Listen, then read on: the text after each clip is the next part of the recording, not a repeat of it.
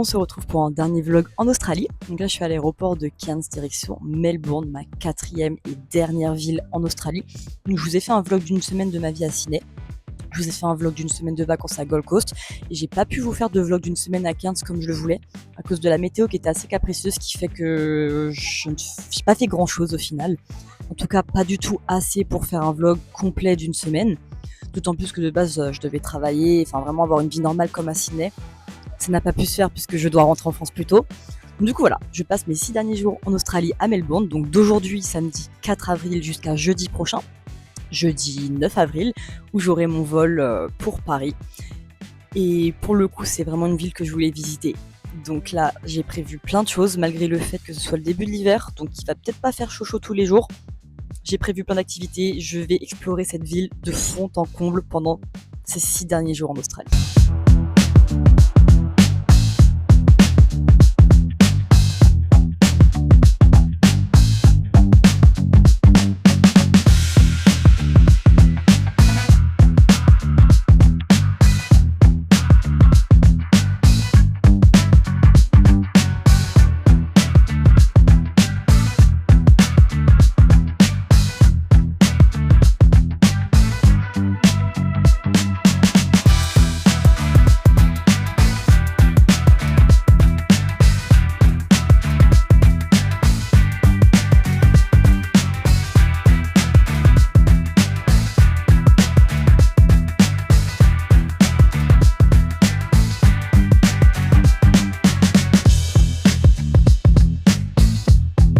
Premier jour officiel à Melbourne, on est dimanche 5 avril, c'est dimanche de Pâques, tout est fermé depuis hier et jusqu'à mardi, donc aujourd'hui exposition mode, j'en ai pas fait depuis 6 mois et vous savez qu'à Paris j'en fais à peu près toutes les semaines, ça m'avait tellement manqué, donc exposition sur Vivienne Westwood qui est ma designer préférée de tous les temps, et ensuite comme il fait encore super beau et super chaud aujourd'hui, on va aller se balader dans le jardin botanique qui est absolument immense et je pense pouvoir voir de belles choses.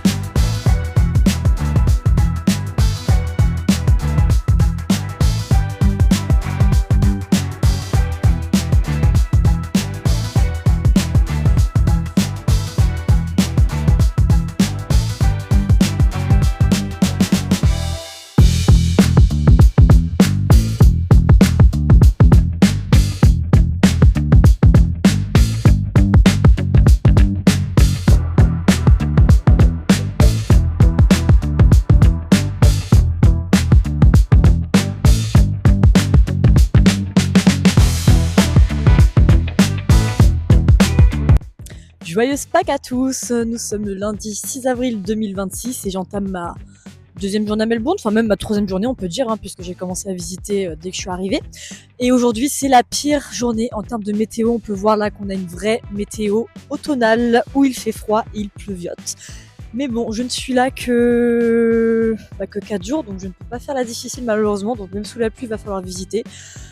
Donc petite journée de chill, je vais juste aller me balader au bord de la mer, visiter le quartier de Saint-Kilda.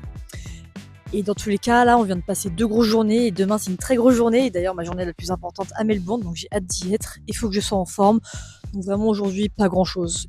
Je me balade un peu histoire de sortir et de ne pas perdre une journée vu que j'ai pas beaucoup de jours ici. Mais ça va pas être foufou.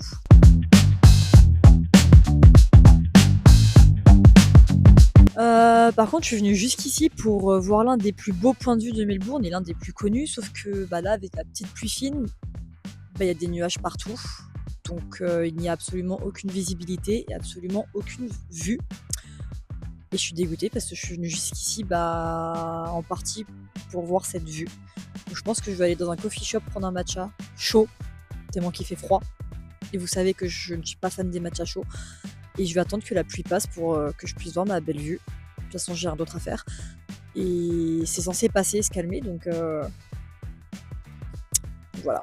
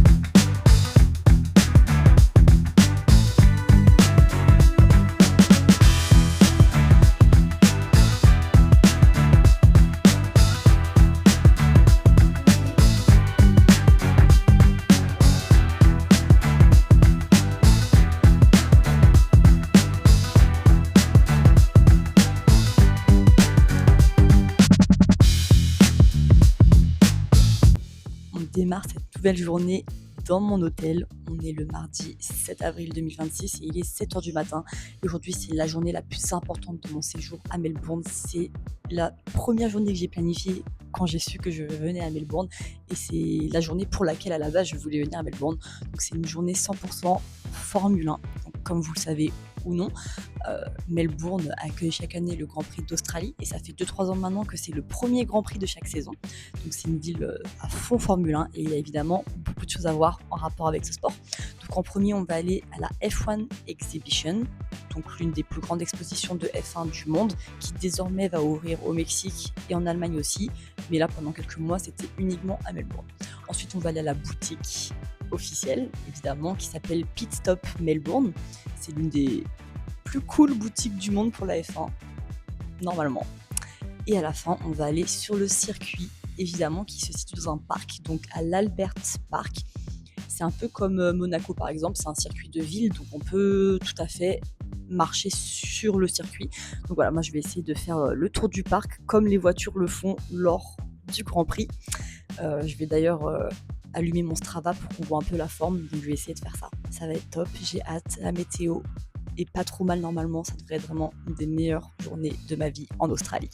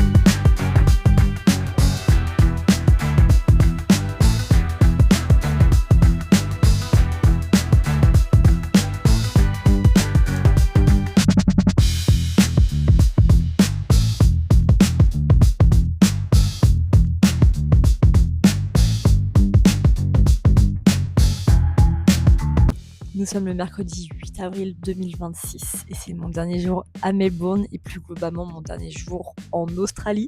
Je suis arrivée le 14 octobre 2025 et du coup j'arrive à Paris le 10 avril 2026, donc quasiment pile poil 6 mois. Donc malgré le fait que c'était très difficile et long et dur et que je suis épuisée physiquement et mentalement, c'était un très beau voyage. Magnifique, inoubliable, avec certaines des plus belles journées de ma vie. Et c'est pourquoi, en ce dernier jour en Australie, je vais me faire tatouer. J'ai commencé cette tradition en 2021 lors de mes premiers voyages où voilà, dès qu'une ville, un pays m'a vraiment marqué, je me fais un petit tatouage souvenir. Ça raconte vraiment une histoire. Par contre, je n'aime pas les choses trop évidentes. Donc je ne vais absolument pas me faire un kangourou ou un koala. C'est même pas la peine d'y penser. Voilà. J'aime les choses qui représentent mon voyage, un souvenir précis de ce voyage, ou quelque chose précis en rapport avec le pays ou la ville, mais que quand on le voit, on se dit juste « Ah, il est joli », mais on pense pas forcément à la signification. À part ma tour Eiffel sur ma jambe, évidemment, mais ça, que tout le monde sache que je suis de Paris et que j'aime Paris. Mais bref. Donc, de toute façon, je vais tout vous montrer en vidéo. Et ensuite, je vais aller manger enfin mon petit burger Oscar Piastri, que j'aurais dû faire hier pour ma journée F1, mais j'étais trop épuisée. Donc, je me suis dit, après le tatouage, c'est bien pour se réconforter. Et ensuite, vu qu'il fait beau, très beau, et que c'était pas prévu, je pense que je vais rentrer à l'hôtel à pied, histoire de me balader un peu dans la ville une dernière fois.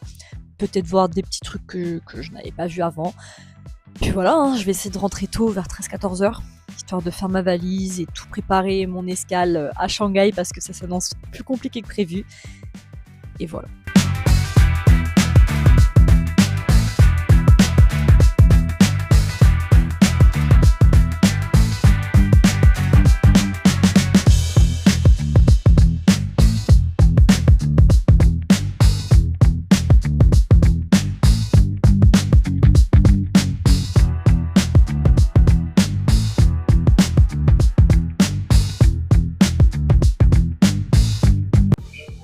Jeudi 9 avril 2026 et on se retrouve actuellement à l'aéroport de Melbourne. Ça y est, c'est l'heure du retour en France. Donc j'ai une escale à Shanghai de 17 heures. Et a priori, je suis censée avoir un hôtel offert. Voilà, quand tu prends China Eastern et que tu as une escale à Shanghai de plus de 8 heures et de moins de 35 heures, on t'offre apparemment un hôtel, un repas et la navette qui va jusqu'à l'hôtel. Donc je suis censée demander cet hôtel en arrivant à Shanghai. Si ça se fait et que je n'ai pas à payer d'hôtel, car si ça ne se fait pas, je vais devoir payer moi-même un hôtel parce que je vais pas rester 17 heures à l'aéroport. Mais si je n'ai pas d'hôtel à payer, je pense que je vais essayer d'aller en ville demain matin. J'aimerais bien me lever à 5 heures du matin, prendre un taxi et être dans le centre-ville de Shanghai vers 6 heures du matin, histoire de marcher, me balader, voir un peu la ville de 6 heures à 10 heures environ, prendre un vrai matcha en Chine, et ensuite arriver à l'aéroport vers 11 heures, sachant que mon vol est à 13 heures et que je n'ai plus mon bagage, je suis déjà enregistrée, je tiens ma carte d'embarquement. Donc voilà, ça serait le plan pour Shanghai, donc c'est pas du tout sûr, mais j'espère que ça pourra se faire et au moins ça me permettra de marcher un petit peu parce que là j'ai 10 heures d'avion et demain j'ai 12 heures d'avion. Donc si je pouvais marcher un peu en ville histoire de me dégourdir les jambes et de me fatiguer pour pouvoir dormir après, ça m'arrangerait.